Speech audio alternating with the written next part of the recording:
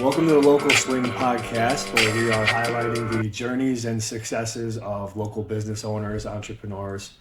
Today's guest, someone who's a longtime friend, longtime business owner, Patty Klickner from Pearl Wisdom and Healing. Patty, thanks for swinging by the podcast. Oh, I'm excited for you guys. I'm so happy to be here. Absolutely. So tell us, what is Pearl Wisdom and Healing? So, Pearl Wisdom is kind of my baby, kind of one of my babies, should I say, that I've wanted to do for a long time. I wanted to have my own space for a long time. Started with my Yoga 200. When I got my Yoga 200, I loved yoga. I loved the theories behind it. I loved what it was doing for me. And then my family just gave me a little scoot forward, a little quicker than I wanted to, but Yeah. opportunities came on. So then we opened the studio a year ago. So we've had our first anniversary. Congratulations. Happy Thank you. anniversary. So, Thank you. say longtime business owner. So we're going to go back before Pearl Wisdom. You were running with your husband a security business. So now you're kind of running your business based on your passion. Would you say that that's true?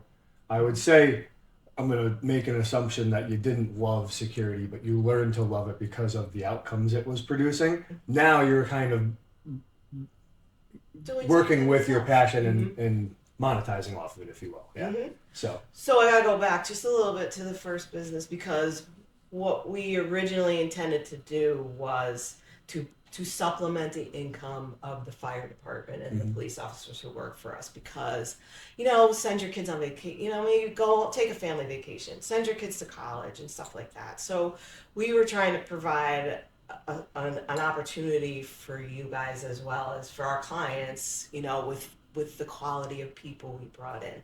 So that was a passion in the beginning for me because I loved working with all you guys were great. Everybody that hired and came through the practice and to see the kids grow up in the people who work for us and things like that.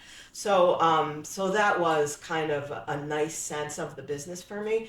This one, and that was really Donnie's idea to begin with. So my husband Donnie. So this one was completely mine. And Pearl Wisdom, when I started to formulate what I wanted out of it was, I had other people who wanted to jump in and had ideas and stuff. And I just took them all and just thought about them. And I was like, I really want to do this myself. I want to call the shots on this one. And so, like I said, my family just kind of gave me a little scoop forward and we opened it and it's just been amazing. It's just been amazing. that's good. So, I would say that you have a good support staff behind you because that's important. Mm-hmm. So, one question I wanted to ask you is definitely I've been becoming more mindful, if you will, of my lack of flexibility and mobility. I do a lot of strength and endurance training, if you will, running and stuff like that. But I started to become more mindful, mainly like my back and my hips. So I've been doing some mobility exercises. I think a lot of the words we say kind of get jumbled in, like maybe mobility and yoga and stretching. People may think that those are all the same thing. What would you say? How does yoga separate itself from any of those things that I mentioned? Well, first, you mentioned the word mindfulness. So it's mindfulness is really, beside being present, it's paying attention so that when things change, you're aware of the change. So in your that goes with your body. So what did my high school body turn into where I am now? And you guys work strenuous jobs. The fire department's a strenuous on your taxing to your system. So, and when I mention yoga, people are like, "Oh, I'm not flexible. I can't bend like that." Well, it's not really about that. It's about listening to your body in a move and breathing. We don't breathe right. Nobody breathes right. We're always sucking our stomach in. You should be pushing your stomach out so that your diaphragm can expand. So that's a number one is we don't breathe right. We don't. Maybe runners do. Maybe you think you do, but there's so many better techniques you can use to start breathing right. When you hold your breath, you can feel pain.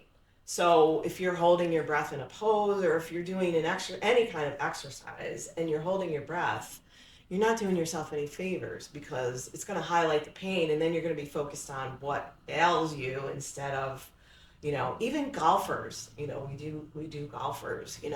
Stretch before you get out there. How many people stretch before they go out on the golf course? They don't. Right. A lot of people don't. So it's just about listening to your body, staying present for it, learning how to breathe again, and then some stretches that really get your blood moving and get all, your bodily stuff moving and ready for the activity.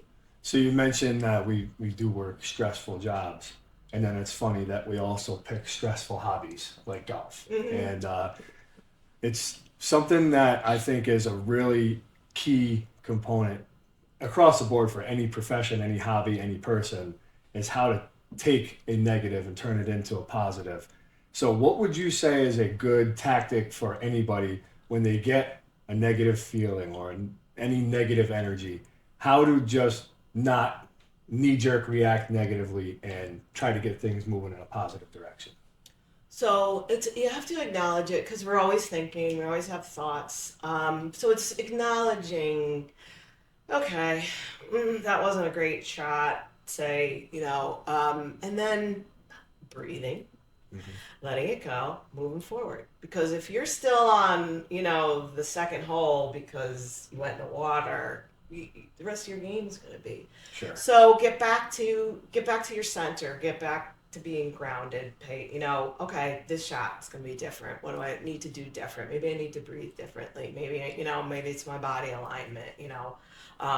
So that was a fun thing for me. I was like, notice people's alignments. I knew that my aunt's thumb was, veering to the left. And I was like, your thumb, straighten your thumbs, or shot went better. So kind of being aware of, so ask somebody to analyze your shot, when you're swinging and stuff.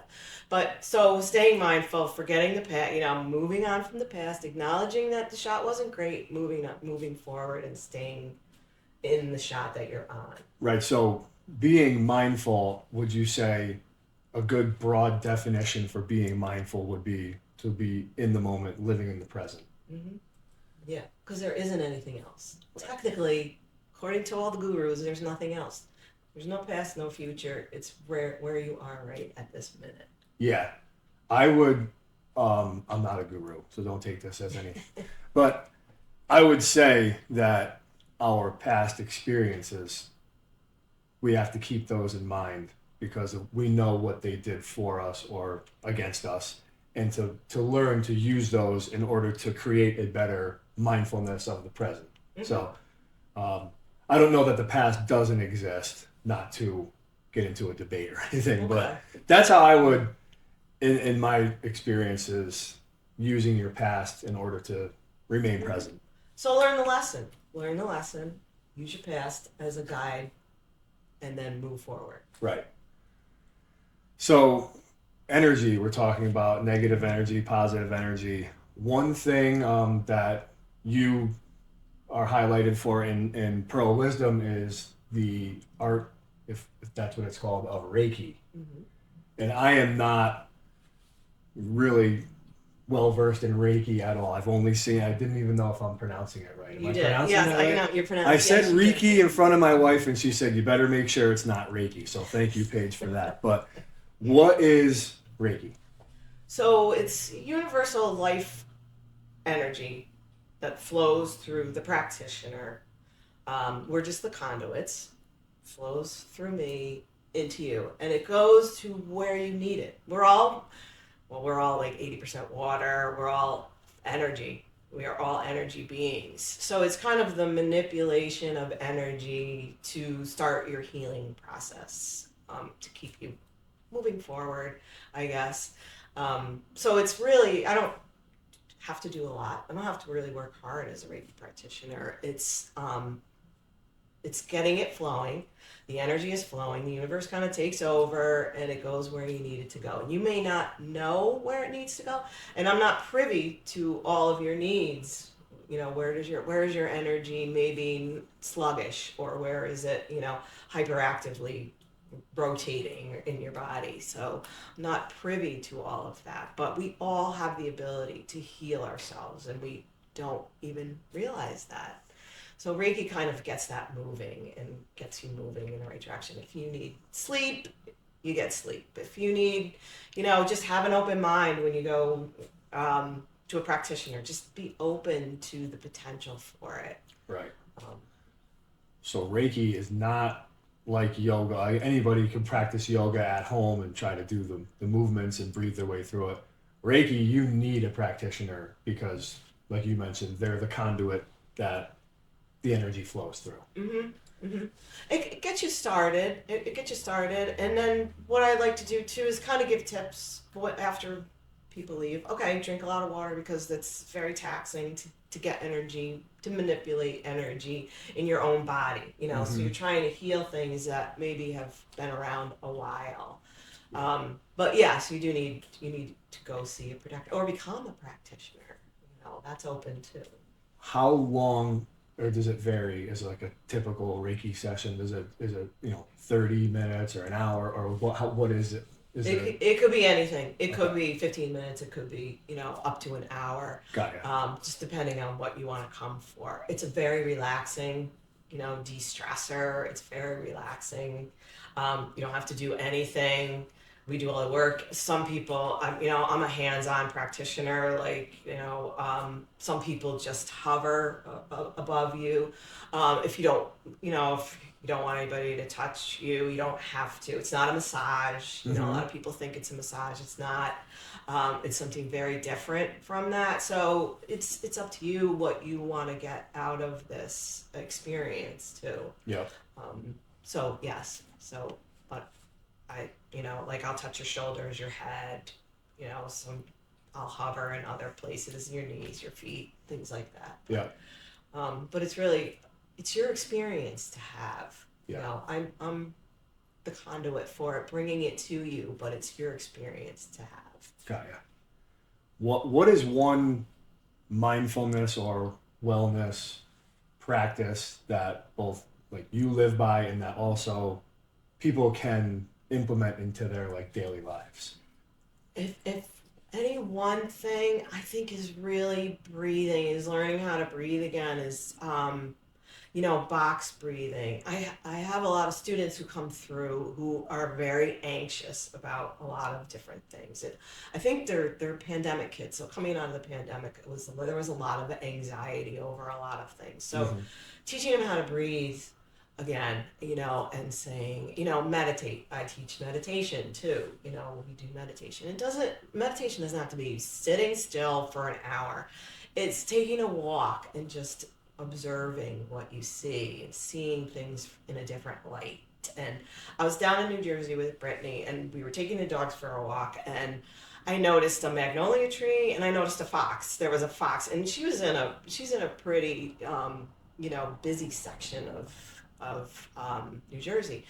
And she says, I've taken this walk every day and I never noticed things that you noticed. And I said, because you're not open to it.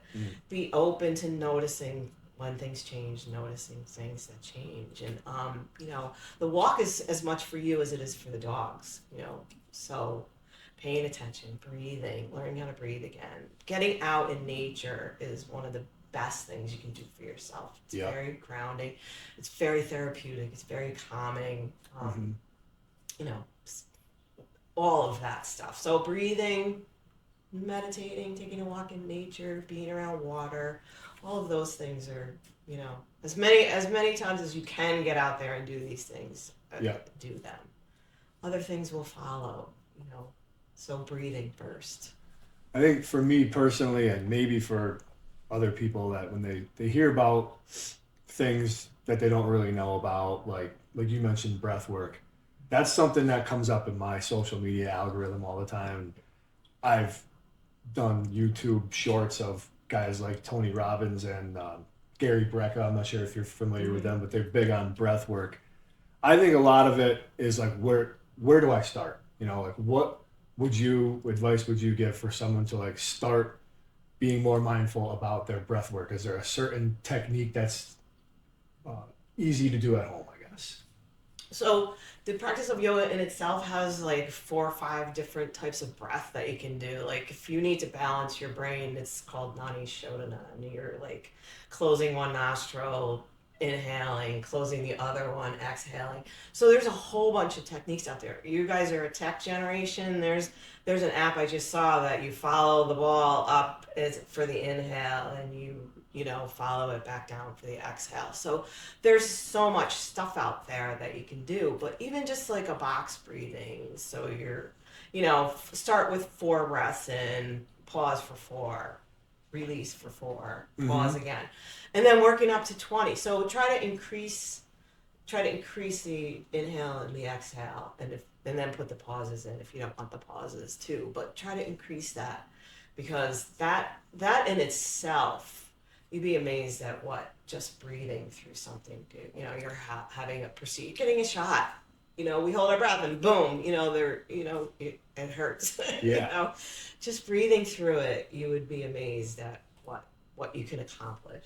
Sure. I mean, you mentioned the business of firefighting, which we're in, and that's something that's heavily taught during this time of chaos to focus on your breathing because you don't want to breathe your whole bottle down. But it's Mm-hmm. more than just breathing your whole bottle down. It's keeping your body grounded and being able to operate in that time of pure chaos. So, and I think that's obviously it's a structure fire is certainly a devastating experience that doesn't happen every day, but people go through devastating experiences all the time throughout their lives. So, you know, breath work is, Mm-hmm.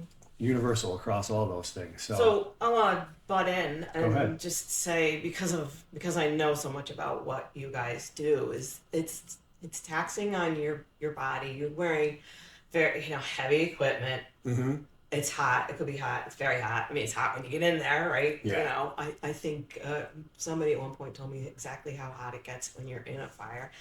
And then if you're sensitive to the energy, now you're in a profession that you empathize with people, you sympathize with people in the course of doing your job, just going on a medical call or stuff like that. Mm-hmm. So you have like there's a lot, you're being taxed in a lot of different ways. So keeping yourself physically fit and ready for this.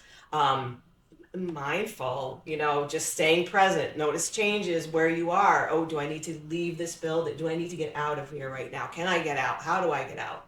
I can only imagine the million things that are going on in your head as you're going into a building.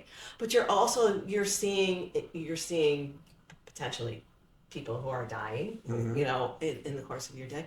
These all affect you. So that makes breath work, grounding, meditating, all of those things really important to you guys, because how do you come back from this? This is like you're getting hit with PTSD every time you're at a fire, Yeah. or you're seeing an accident, or you're seeing all of these things. So you have a lot going on, a lot that your mind is processing, and you've got to come up with skills that and I'm sure you've picked up skills you didn't even know you picked up Yeah. over the course of that. So I think the breath work helps you, like gives you a minute, even though you're in the middle of things. So maybe when things calm down and you're back outside for a minute, you have a minute to just start to breathe again, and regulate your temperature, get your temperature back down and Mm-hmm. stuff. So you have a lot of these other things going on. Stretching. I think you guys had a grant come through the fire department about working out and things like that. Those are Yep. really important things that your department does to take care of you guys and keep them going. Keep implementing them. Sure. I think one of the things that you touched on earlier when you were talking about Reiki was that the person who is receiving the Reiki doesn't maybe even know where they need the energy.